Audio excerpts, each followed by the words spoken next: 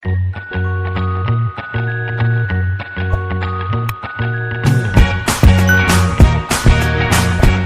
Welcome to Unite Classes. तो आज हम क्या करने वाले हैं, आज हम समझेंगे रिसिप्ट एंड पेमेंट अकाउंट। तो मैंने आपको क्या समझाया था लास्ट वीडियो में मैंने आपको समझाया था meaning and nature of non for profit organisation. तो आज हम क्या समझने वाले हैं कि नॉन फॉर प्रॉफिट ऑर्गेनाइजेशन में हम फाइनेंशियल स्टेटमेंट कैसे बनाएंगे। मतलब हम balance sheet, income statement and receipt and payment उससे पहले हम बनाएंगे। मतलब ये रिसिप्ट एंड पेमेंट अकाउंट क्या होता है, कैश की समरी, मतलब कैश इनफ्लो कहाँ हुआ और आउटफ्लो कहाँ हुआ, वही हम रिसिप्ट एंड पेमेंट में लिखेंगे। फिर रिसिप्ट एंड पेमेंट में से हम इनकम को सेपरेट करेंगे, एक्सपेंस को सेपरेट करेंगे, असेट एंड लायबिलिटीज को सेपरेट करके अपनी अपनी जगह पे लिखेंगे। तो असेट कहाँ पे लिखेंगे, बैलेंस शीट में asset side, liability balance sheet में liability side, income and expenditure account में आपको नेक्स्ट पढ़ाऊंगा, तो आपको उसमें भी पता चल जाएगा कि इनकम एक्सपेंडिचर अकाउंट में दो पार्ट्स होंगे, एक साइड पे इनकम होगा और एक साइड पे एक्सपेंडिचर होगा। तो जो भी आपका एक्सपेंडिचर है वो आप एक्सपेंडिचर साइड पे लिखोगे, जो भी आपकी इनकम है वो आप इनकम साइड लिखोगे। बट उससे पहले आपको क्या चाहिए, समरी चाहिए कि आपके पास क्या चीज आई, आपने कहाँ पे खर्चा किया, कितनी रिसिप्ट हुई, कितनी पेमेंट हुई, तो वही हमको इसमें समझना है। तो सबसे पहला क्या है, format of receipt and payment account. तो format of receipt and payment account में क्या होगा, आपको सबसे पहले क्या करना है, रिसिप्ट एंड पेमेंट। तो आपने नॉर्मली अकाउंट्स तो बनाए हुए हैं, तो आप क्या करोगे, रिसिप्ट एंड पेमेंट लिखोगे। तो कौन सी साइड पे रिसिप्ट, डेबिट साइड पे रिसिप्ट और क्रेडिट साइड पे क्या लिखोगे, पेमेंट्स। तो क्या होगा, नॉर्मली आपको रिसिप्ट एंड पेमेंट में आपके पास क्या होगा, ओपनिंग बैलेंस दिया होगा, ओपनिंग बैलेंस दिया होगा। तो नॉर्मली ये वाला जो ओपनिंग बैलेंस है, क्रेडिट ओपनिंग बैलेंस, वो क्या होगा, बैंक ओवरड्राफ्ट, बैंक ओवरड्राफ्ट। तो जो भी बैंक का ओवरड्राफ्ट होगा वो कौन सी साइड पे होगा, क्रेडिट साइड पे।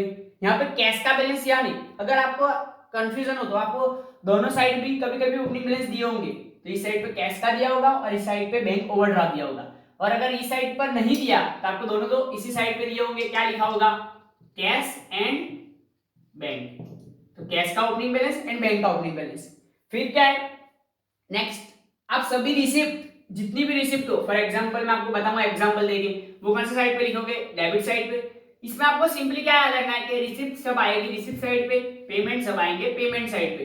बस आपको आइडेंटिफाई करते आना चाहिए कि रेंट रिसीव्ड तो रिसिप्ट है तो रिसिप्ट साइड पे, रेंट पेड तो पेमेंट है तो पेमेंट साइड पे, इंटरेस्ट रिसीव्ड तो इंटरेस्ट है तो interest side, payment receipt side पे।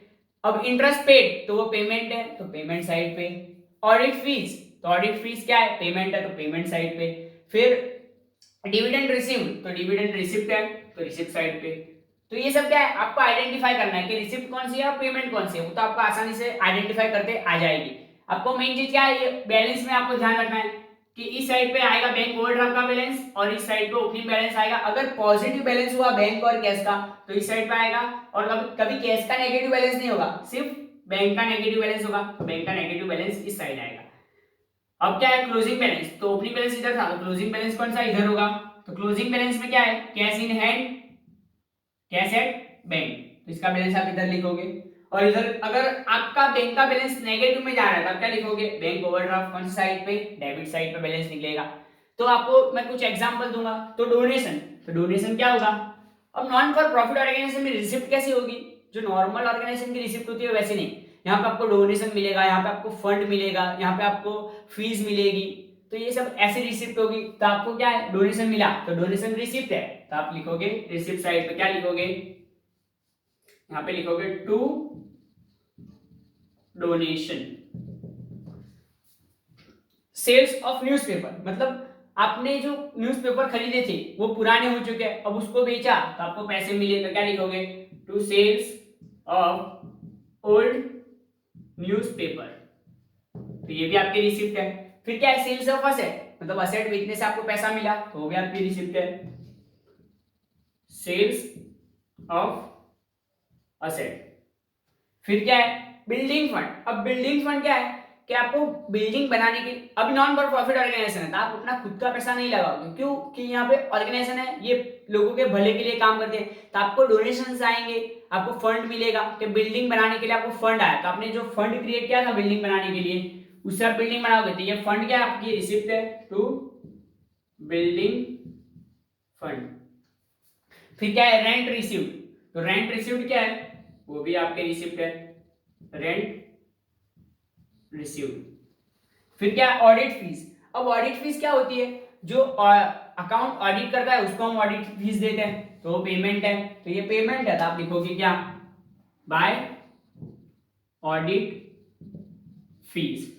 फिर क्या है, डिविडेंड। अब डिविडेंड आपके लिए क्या है, यहाँ पे डिविडेंड आपको मिला होगा, तो डिविडेंड रिसिप्ट आपके लिए क्या हो जाएगा, डिविडेंड टू डिविडेंड। तो डिविडेंड आपके लिए रिसिप्ट है, तो हमने लिखा रिसिप्ट साइड पे। फिर क्या है, इंटरेस्ट रिसिप्ट, तो वो भी इस साइड पे आएगा। अब एंट्रेंस फी क्या होती है, कि आपको कोई भी नॉन फॉर प्रॉफिट ऑर्गेनाइजेशन के क्लब में जुड़ने के लिए, जैसे समझो कि क्रिकेट क्लब चल रहा है, वो नॉन फॉर प्रॉफिट ऑर्गेनाइजेशन के लिए, नॉन फॉर प्रॉफिट ऑर्गेनाइजेशन है, वो लोगों के भले के लिए चल रहा है, तो आपको उसमें एंटर होने के लिए कुछ एंट्रेंस फी देनी पड़ती है। फॉर एग्जांपल एडमिशन फी, तो वो भी क्या है, आपकी रिसिप्ट है, तो वो भी इधर आएगी। तो आपको क्या याद रखना है कि रिसिप्ट एंड पेमेंट अकाउंट में सभी रिसिप्ट रिसिप्ट साइड पे आएगी और सभी पेमेंट पेमेंट साइड पे आएंगे। अब नेक्स्ट वीडियो में हम क्या देखने वाले हैं, नेक्स्ट वीडियो में हम देखेंगे कि इनकम एंड एक्सपेंडिचर अकाउंट कैसे बनाएंगे। उससे पहले मैं कुछ सम कराऊंगा किसके, रिसिप्ट एंड पेमेंट अकाउंट के।